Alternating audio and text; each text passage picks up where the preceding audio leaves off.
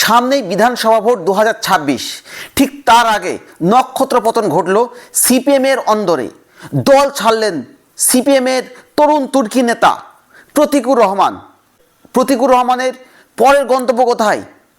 তাকে কি বুঝিয়ে ঘরে ফেরাতে পারবেন সিপিএমের রাজ্য নেতৃত্ব, নাকি তার পরের গন্তব্য তৃণমূল কংগ্রেস?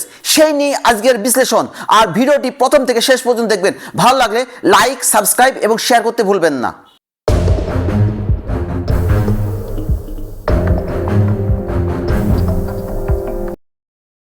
এই মুহূর্তে রাজ্য রাজনীতিতে জোর চর্চার বিষয় সিপিএমের রাজ্য নেতা যুবমুখ প্রতীকুর রহমান দল ছাড়ার জন্য সিপিএমের সম্পাদক মোহাম্মদ সেলিমের কাছে তার ইস্তফাপত্র পাঠিয়েছে।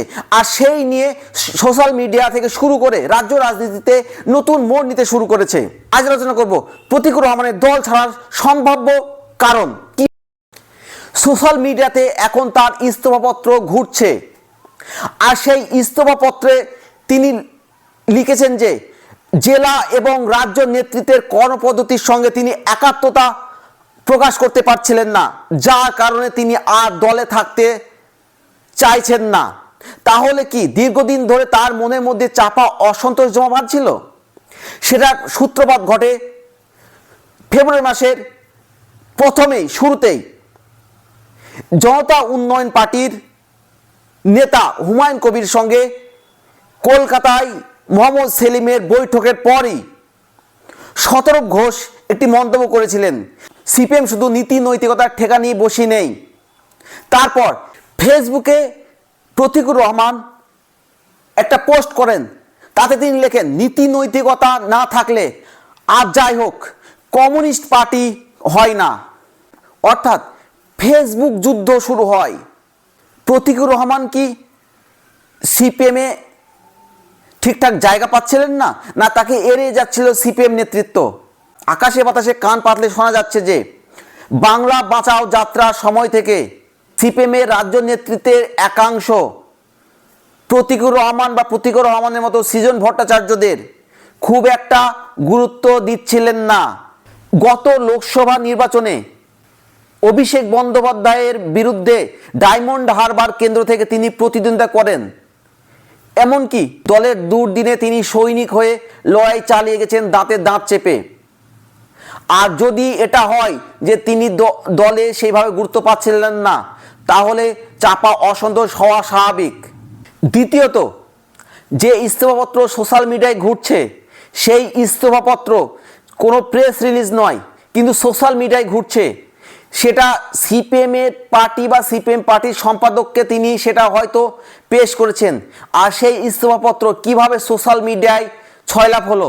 তাহলে কি দলের অন্দর থেকেই সেই ইস্তফাপত্র ছাড়া হয়েছে, নাকি তার বিরুদ্ধে কোনো ষড়যন্ত্র চলছে দলের একাংশের মধ্যে? এটাও কল্পনা শুরু হয়েছে। শুধু তাই নয়, তৃণমূলের মুখপাত্র কুণাল ঘোষ সেই ইস্তফাপত্র ফেসবুকে পোস্ট করেছেন। কুণাল ঘোষ শুধু ফেসবুকে তার ইস্তফাপত্র পোস্ট করাই নয়, পোস্ট করে সিপিএমের রাজ্য নেতৃত্বকে তিনি এক হাত নিয়েছেন, আক্রমণ করেছেন। আর কুণাল ঘোষ কেন প্রতীকুর রহমানের হয়ে ব্যাট ধরতে গেলেন? সিপিএম নেতৃত্বকে কেন তিনি আক্রমণ শানালেন? তাহলে কি জল্পনা বাড়িয়েছে? তাহলে কি তিনি তৃণমূল কংগ্রেসে যোগ দিতে পারেন? এটা সিপিএমের ঘরের বিষয়, সিপিএমের অন্দরের বিষয়। সেটা প্রতীকুর রহমান নিজেও জানিয়েছেন, দলের অভ্যন্তরীণ বিষয়। তাহলে হঠাৎ করে কুণাল ঘোষ সেই ইস্তফাপত্র পোস্ট করে কেন প্রতীকুর রহমানের হয়ে ব্যাট ধরে সিপিএমের রাজ্য নেতৃত্বকে তিনি এক হাত নিলেন, আক্রমণ করলেন?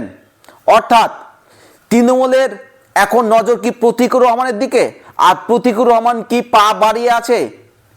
আর যদি এটা হয় যে তিনি তৃণমূলে যোগ দিতে পারেন, তিনি সংখ্যালঘু মুখ, মুসলিম তরুণ মুখ, তাহলে সিপিএমের কাছে অনেক খারাপ খবর। যদি সিপিএম রাজ্য নেতৃত্ব তাকে বুঝিয়ে দলে রাখতে পারেন, তাহলে সিপিএমের লাভ। এমনিতেই সিপিএমের অবস্থা ভালো নেই, শূন্যের গেরো কাটাতে তারা ব্যস্ত। সেই সময় একজন যুব নেতা দল ছাড়লে তাকে গুরুত্ব দেওয়া না হয়ে থাকে, তাহলে তিনি তৃণমূলে যেতেই পারেন।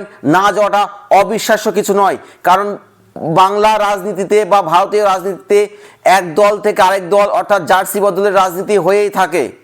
আর কুণাল ঘোষের পোস্ট ঘিরে সেই জল্পনা আরও বাড়িয়েছে।